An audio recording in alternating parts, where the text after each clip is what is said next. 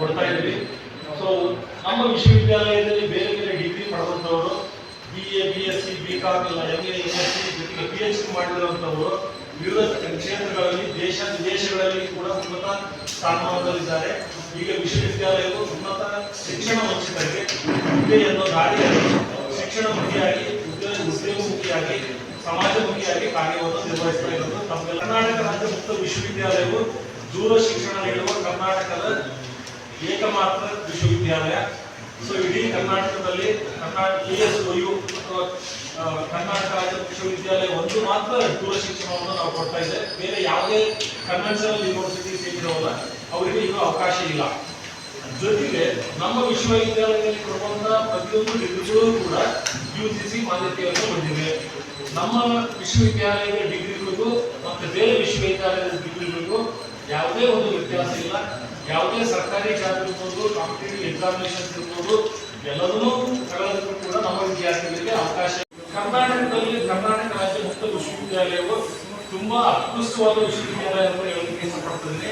ಕಾರಣ ಏನಂತಂದ್ರೆ ನಮ್ಮ ವಿಶ್ವವಿದ್ಯಾಲಯವು A+ ಗ್ರೇಡ್ ಅನ್ನು ಹೊಂದಿದೆ. ಜೊತೆಗೆ NAAC ಅಲ್ಲಿ ಇಡೀ ದೇಶಕ್ಕೆ 2ನೇ ಸ್ಥಾನದಲ್ಲಿದೆ. ಸುಮಾರು 18-20 ಓಪನ್ ಯೂನಿವರ್ಸಿಟಿ ಇರೋ ದೇಶದಲ್ಲಿ. ಅದರಲ್ಲಿ ನಮ್ಮ ಫಸ್ಟ್ ಬಂದ್ಬಿಟ್ಟು IGNOU ಅಂತ ನಮ್ಗೆಲ್ಲರಿಗೂ ಹೆಸರು ಕೇಳಿದ್ರೆ IGNOU ನಂಬರ್ 1.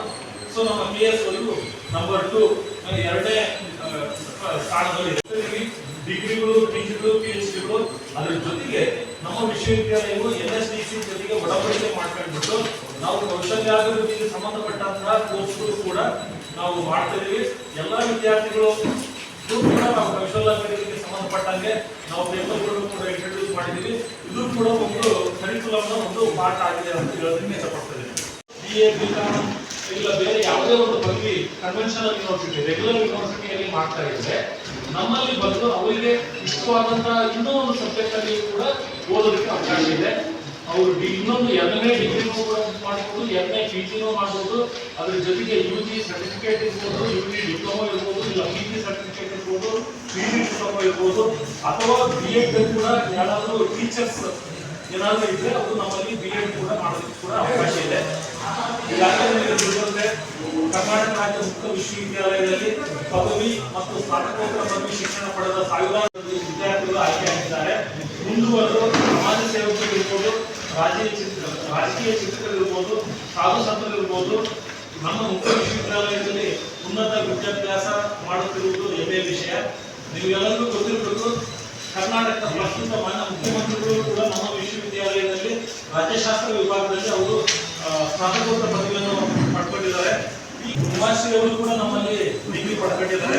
ಜಯಮಾಲಾ ಮೇಡಮ್ ಕೂಡ ನಮ್ಮಲ್ಲಿ ಡಿಗ್ರಿಗಳನ್ನ ಪಡ್ಕೊಂಡಿದ್ದಾರೆ, PhD ಮಾಡಿದ್ದಾರೆ. CT ರವಿ ಅವರು ಇರ್ಬೋದು, UT ಖಾದರ್ ಇರ್ಬೋದು, ರವಿಡಿ ಚನ್ನಣ್ಣನವರಿಗೆಲ್ಲ ಗೊತ್ತಿರೋಂಥ IAS ಆಫೀಸರ್ ಅವರು ನಮ್ಮಲ್ಲಿ PhD ಈಗ ಮಾಡ್ತಾ ಇದ್ದಾರೆ.